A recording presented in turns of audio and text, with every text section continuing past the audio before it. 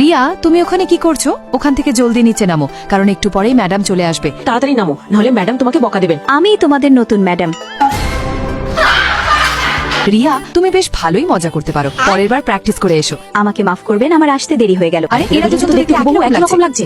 দিদি, তুমি জলদি গিয়ে বসো এবং ভবিষ্যতে যেন আর দেরি না হয়। দেখো তো, এতটুকু বুদ্ধি নেই। ওর দিদি হচ্ছে টিচার, আর সেই কিনা ক্লাসে দেরি করে এসেছে। মনে হচ্ছে দুই বোনেরই মাথা খারাপ। আমাদের রুমে আমাদের স্বাগতম। রুমে স্বাগতম। আমরা আপনাকে স্পেশাল ডিশ খাওয়ানোর জন্য ডেকেছি। আমাকে ডেকেছো? আরে তোমার দিদি টিচার না, তো এসো, তুমি আমাদের বিশেষ অতিথি। যদিও আমাদের দুজনের মধ্যে মাত্র 1 বছরের ব্যবধান। কি? কিন্তু তোমাদের তো যমজ বোনের মতো লাগে। গতবার আমি হোমওয়ার্ক করিনি বলে উনি আমার নাম্বার কেটে দিয়েছিলেন। এইবার কি তুমি আমাকে একটু সাহায্য করতে পারবে? হ্যাঁ, আর কাল পরীক্ষাও আছে। ঠিক আছে, আমি তোমাদের অবশ্যই সাহায্য করব, কিন্তু কি করতে হবে? দাঁড়াও বলছি।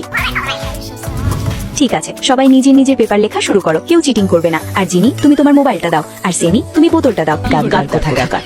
দেখো আবার এসে গেছে। চেক কর তো, এ আমাদের টিচার নাকি? রিয়া, আমাদের কলেজে নতুন নিয়ম কি হতে চলেছে? এটাই যে অভ্যন্তরীণ প্রতিযোগিতা করা যাবে না। হ্যাঁ, এটাই আমাদের টিচার। তাহলে চলো এখান থেকে। আমি আমার ছোট বোনকে অকারণে কষ্ট দিতে দেব না।